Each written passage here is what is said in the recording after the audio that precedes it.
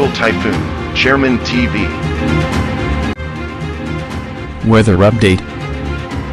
Helping homeless people. Please subscribe.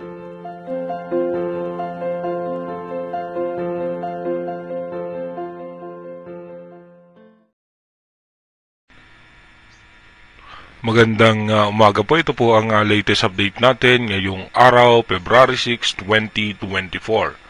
Umiiral nga po sa ating bansa itong easterlies o yung mainit na hangin na nanggagaling sa dagat Pasipiko. At meron nga po tayong minomonitor na low pressure area na nasa labas ng Philippine Area of Responsibility. Pero ayon naman sa European Center, mababa naman po sa ngayon ito na maging isang bagyo at posibleng nga rin po itong malusaw. Pero extension ng kanyang kaulapan ay posibleng magdala muli ng mga pag-ulan sa eastern section ng Mindanao. Kaya iba yung pag-iingat muli sa ating mga kababayan dahil nga po dito sa mga posibleng pag-ulan. At yung northeast monsoon naman o yung amihan ay halos apektado na lamang po niyan itong Batanes at hindi na siya masyadong ramdam sa parte ng Luzon. Pero sa mga susunod na linggo ay muling lalakas yung northeast monsoon natin, kaya maghanda pa rin yung ating mga kababayan dahil magkakaroon na naman tayo ng shear line na posibleng magdulot naman ng pag-ulan sa eastern section naman ng Central Luzon at ng Bicol Region. Dumako muna tayo sa ating rain map animation kung saan nga yung mga posibleng lugar na makakaranas ng pag-ulan. Mamaya nga pong alas 8 ng umaga, asahan nga po natin na may chance ng mga pag-ulan sa Bicol Region, ilang bahagi ng Visayas, at maging dito naman po sa parte ng Mindanao, mayroong makulimlim na kaulapan na may chance ng mga isolated rain shower.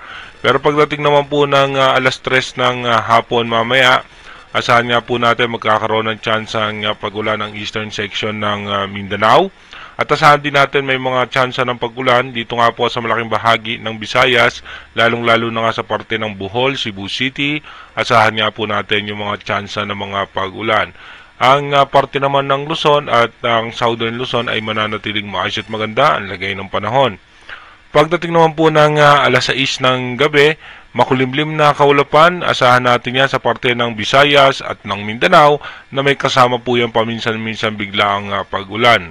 Pagdating naman po ng alas 11 ng gabi, ganun pa rin po, makulimlim na kaulapan sa parte ng Visayas at ng Mindanao. Asahan pa rin po natin ang mga tsansa ng mga biglaang pagbuhos na mahina at katamtamang pag-ulan lamang. Dito naman po sa may parte ng Palawan, magiging maayos naman po ang lagay ng ating panahon. Wala naman tayong inaasahan na anumang malalakas na pag-ulan. Dumako na nga po tayo sa ating advanced weather forecast. Dito po sa ating advanced weather forecast, mapapansin nga po natin ito yung low pressure area sa labas ng Philippine Area of Responsibility. At pagdating naman po ng February 7, ito po ay posibleng dahan-dahan na humina at tuluyang malusaw na. Pagdating naman po ng February 8, magkakaroon ng panibagong low pressure area dito sa labas ng Philippine Area of Responsibility. At yung isa naman po dito sa loob ng ating power line, pero mababa naman ang mga chance niya na maging isang ganap na bagyo. Kaya po nagkakaroon ng low pressure area ngayon dito sa may parte ng shear line dahil nga po sa pagsasalubong nitong dalawang hangin, yung easterlies at itong northeast monsoon. Pagdating naman po ng February 9, patuloy nga po na dahan-dahan lalakas muli yung northeast monsoon. At pagdating naman po ng February 10, dito asahan nga po natin yung northeast monsoon ay makakapekto muli sa parte ng Luzon. Pagdating naman po ng February 11, tuloy-tuloy pa rin po magiging maayos at maganda naman ang lagay ng panahon. Patuloy nga po na magsasalubong ang amihan at ang easter. Pagdating naman po ng February 12, dito na nga po magkakaroon ng shear line na posibleng magdulot nga po ng pag-ulan sa eastern section ng northern Luzon. Pagdating naman po ng February 13, yung shear line nga po, magpapaulan pa rin po yan sa Central Luzon, Bicol Region at hanggang dito nga sa parte ng Visayas. Pagdating naman po ng February 14, asahan natin yung eastern section ng ating bansa may mga tsansa na mahihina at katamtamang pag-ulan lamang.